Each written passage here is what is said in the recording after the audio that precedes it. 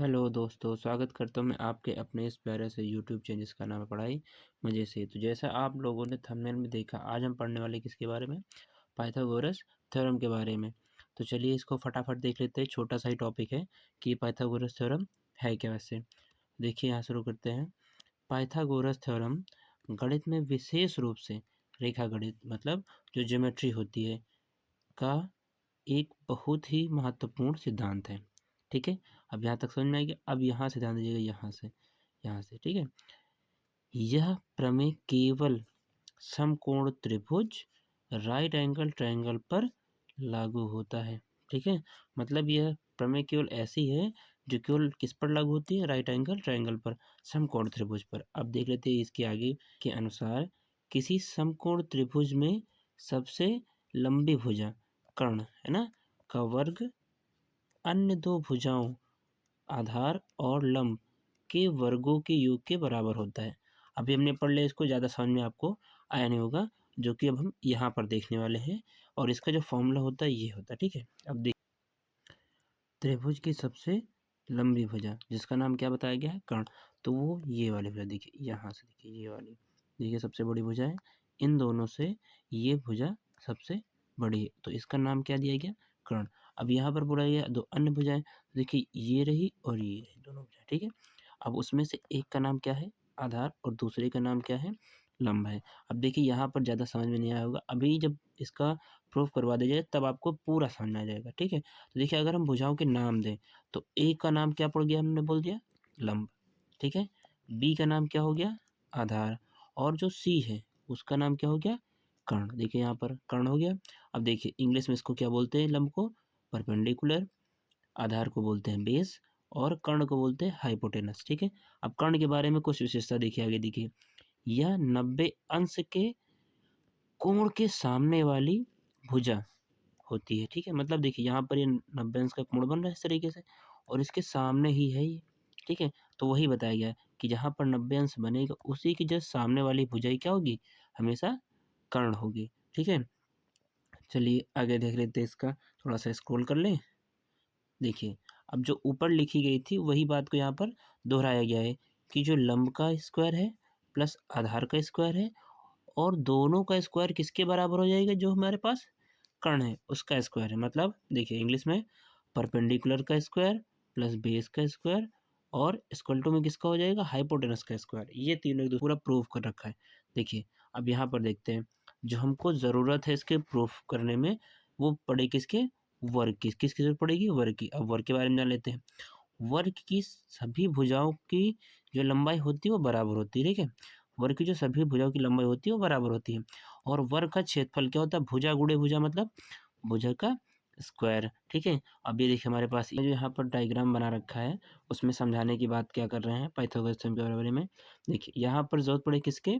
जो उसकी भुजाएं, देखिए ये रहा कर्ण, ये रहा आधार, और ये रहा लंब। मतलब ये है, यहाँ पर देखिए इतने में, केवल केवल इतने में राइट एंगल ट्रायंगल बन रहा है।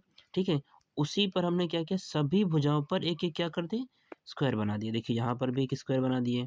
ठीक है, कर्ण पर एक स्क्वायर, लंब पर एक स्क्वायर, और आधार पर एक स्क्वायर बना दिए। इसके बाद क्या किए कि देखिए उनका नाम उसी के हिसाब से रख दिए जैसे पहले हमने रखा था, कि जो लंब है उसका नाम क्या कर दिया हमने? ए, और जो आधार है उसका नाम क्या कर दिए?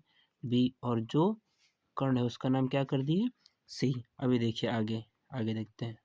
ठीक है, तो जो ए वर्ग है, मतलब जो जिसका नाम ए है, उसकी भुजा कितनी कर दी हमने? मान लिया 3 सेंटीमीटर। तथा जो बी वर्ग है, ठीक है, उसकी भुजा को कितना मान लिया हमने? 4 सेंटीमीटर। और जो सी वर्ग है, ठीक है, उसका क्या माना हमने? मतलब कितना मान लिया इसको हम? 5 सेंटीमीटर मान लिया। अब देखिए इस प्रमेय में जो बोला गया था, प्रमेय के अनुसार जो कर्ण होता है, ठीक है, कर्ण का स्क्वायर लंब के स्क्वायर और आधार के स्क्वायर के योग के बराबर होता है। ठीक है, तो देखिए यहाँ पर वही चीज़ है। देखिए सी क्या था? कर्ण, कर्ण का स्क्वायर, और ए हमारे पास क्या था? लंब, लंब का स्क्वायर, और बी हमारे पास क्या था? आधार। तो देखिए सी को हमने क्या मान रखा था? 5। ये देखिए यहाँ पर, देखिए सी को हमने कितना मान रखा है? 5। देखिए 5 के स्क्वायर कर दिए। और लंब मतलब ए है, ए को कितना मान रखा हमने? 3 देखिए रख दिए ना यहाँ पर 3। उसके बाद जो हमारा b था उसका नाम क्या है, मतलब उसको कितना मान रखे हैं 4। ओके देखिए 5 का स्क्वायर कितना हो गया 25, 3 का स्क्वायर कितना हो गया 9 और 4 का स्क्वायर कितना हो गया 16। अब देखिए 25 किसका स्क्वायर था, कर्ण का। देखिए यहाँ पर 25 हो गया, यहाँ पर देखिए 25 हो गया। अब 9 और 16 दोनों को जोड़ के कितना आ गया 25 आ गया। अब देखिए यहाँ पर देखिए दोनों को जोड़ कर कितना आ गया 25 आ गया।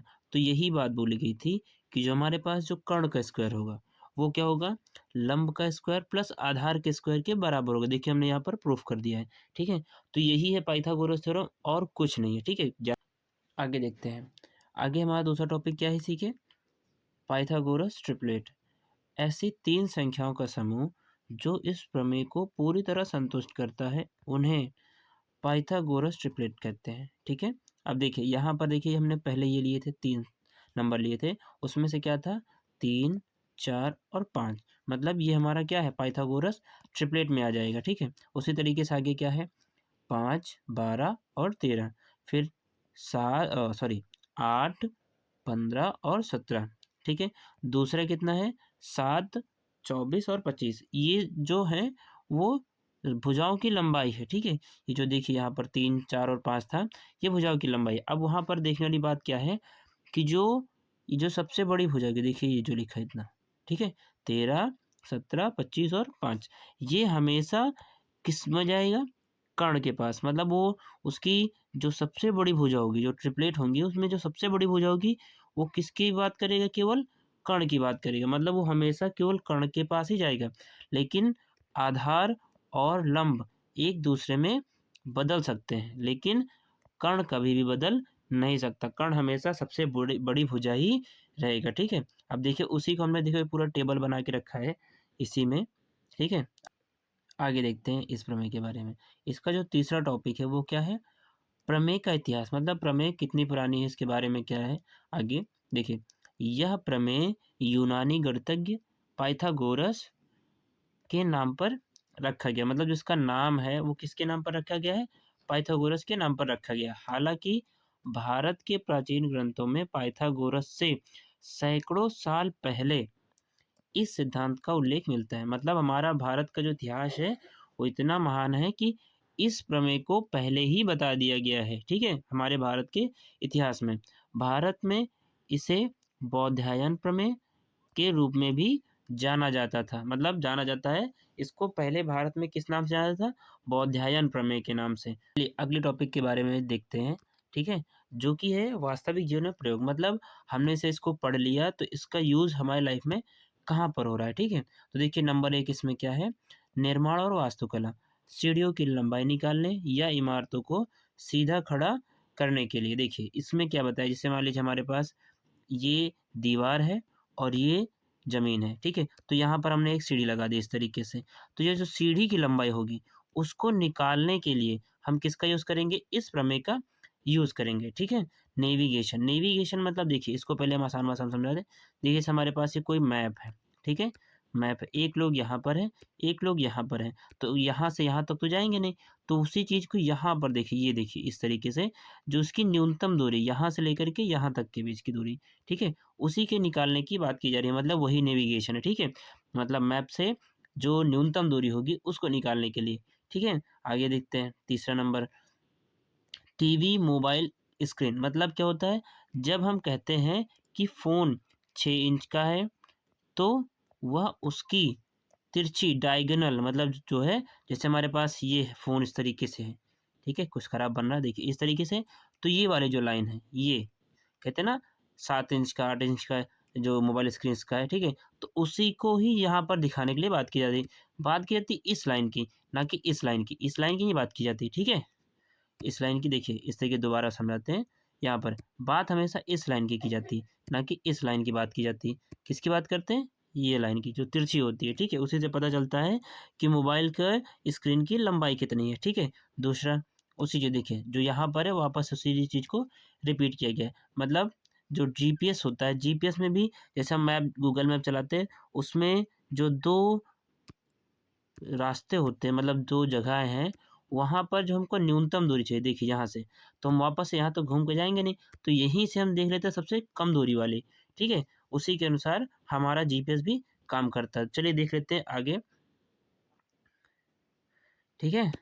अब देखिए हमारा पीडीएफ ख़त्म हो गया है और हमने ये जो छोटा-सा टॉपिक था पाइथागोरस थ्योरम, इसको भी हमने पढ़ लिया है। इसके बारे में हमने पूरी जानकारी ले ली है। आपने देखा होगा कि शुरुआत में जो मेरी आवाज़ थी, वो थोड़ी-सी दबी-दबी हुई सी आ रही थी, क्योंकि ये वीडियो हम रात में बना रहे थे, इसलिए जो है आपको लग रहा होगा कि आवाज़ बहुत दबी हुई है। वैसे हम धीमे बोल ही रहे थे, नहीं तो बाकी लोगों को डिस्टर्ब होता, इसलिए हमने बहुत ही धीरे-धीरे आपको पढ़ाया और समझाया है। उम्मीद करता हूँ कि आपको ये पूरी वीडियो समझ में आई होगी और आपको पूरा टॉपिक अच्छे तरीके से समझ में आ गया होगा। अगर आपको इस टॉपिक से रिलेटेड कोई भी इन्फॉर्मेशन चाहिए या आपको इसमें कोई समस्या है या कुछ समझ में नहीं आया है, तो आप कमेंट बॉक्स में जाइए, टाइप करिए, आपकी समस्या को पूरी तरीके से हम सॉल्व करने की कोशिश करते हैं। ठीक है? तो